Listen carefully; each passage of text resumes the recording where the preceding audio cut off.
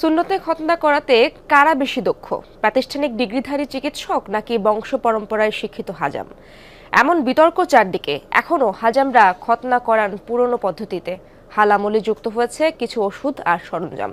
অবশ্য তাদের নেই প্রাতিষ্ঠানিক শিক্ষা সনদ। পুরোপুরি অচেতন না করলেও খতনার এই প্রক্রিয়াকে নিরাপদ ভাবছেন অভিভাবকদের অনেকে।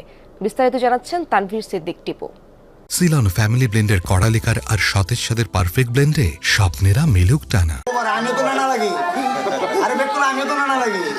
দীর্ঘদিন ধরে সুন্নতে খতনা করানোর কাজ করেন হাজামরা। একসময় গ্রাম থেকে শহর সবখানেই ছিল তাদের বিচরণ। আধুনিক চিকিৎসা ব্যবস্থার প্রসারের সাথে সাথে ভাটা পড়েছে তাদের কাজে। প্রায় ১৬ বছর ধরে খতনা করান ঢাকার অদূরে রূপগঞ্জ ইউনিয়নের নায়রা গ্রামের হাজাম রেজাউল করিম। জানালেন, বংশ পরম্পরায় সুন্নতে খতনা করানোর কাজ করেন তিনি।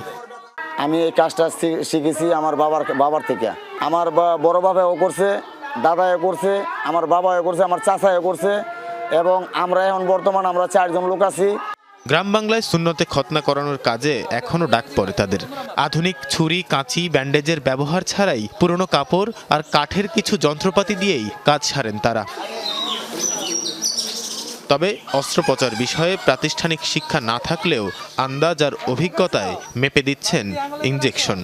2 সিসির দরকার, আমি 1.5 সিসি ব্যবহার করে তারপরে কাজ করি। একটু কম দেই, কারণ কোনো সময় একটু ইনজেকশনই করলে একটু বেশি গেলে একটু ফুলা জায়গা, ওইটা আবার মনে করেন একটু আগুনের হিট দিয়া ওইটা আবার একটু দমাইতে হয়। একজন ডাক্তার বইলা দেয় যে তুমি এই ওষুধ দিলে তোমার ওষুধে কাজ করবো, কারণ আমরা তো মনে করেন ডাক্তার ওষুধ সারা কাজ করতাম। এখন মনে করেন আধুনিক যুগ হতে ওই ব্যথার কারণে, শুকানোর কারণে আমরা ওই আগুনের হিটটা ছেড়ে দিয়া এখন মনে করেন ওষুধের জোগাতে আইছি। প্রায় ২৬ বছর ধরে এ কাজের সাথে যুক্ত হুমায়ুন কবির। খতনার এই প্রক্রিয়ায় কারো মৃত্যু বা বড় কোনো দুর্ঘটনার কথা জানা নেই বলে দাবি তার। আমার আদিপুরুষ থেকে দাদা, বাবায়, আমরা এ পর্যন্ত কোনো দুর্ঘটনা ঘটে নাই। ভবিষ্যতে ইনশাল্লাহ যাতে দুর্ঘটনা না হয় ওই দিকে আমরা খুব সতর্ক থাকি। সাম্প্রতিক নানা বিতর্কে হাজামদের প্রতি বাড়তি আস্থা অভিভাবকদের। শিশুদের পুরোপুরি অজ্ঞান না করে সুন্নতে খতনা প্রক্রিয়া নিরাপদ মনে করছেন তারা।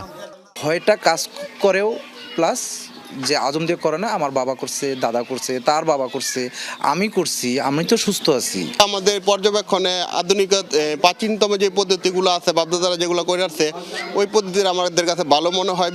হাজাম নামটি প্রচলিত হলেও তারা নিজেদের পরিচয় দেন সুন্নতে খলিফা বলে। তাদের মতে সুন্নতে খতনার মধ্য দিয়েই কোনো ব্যক্তি ইসলামের অনুসারী হিসেবে গৃহীত হয়। আপনি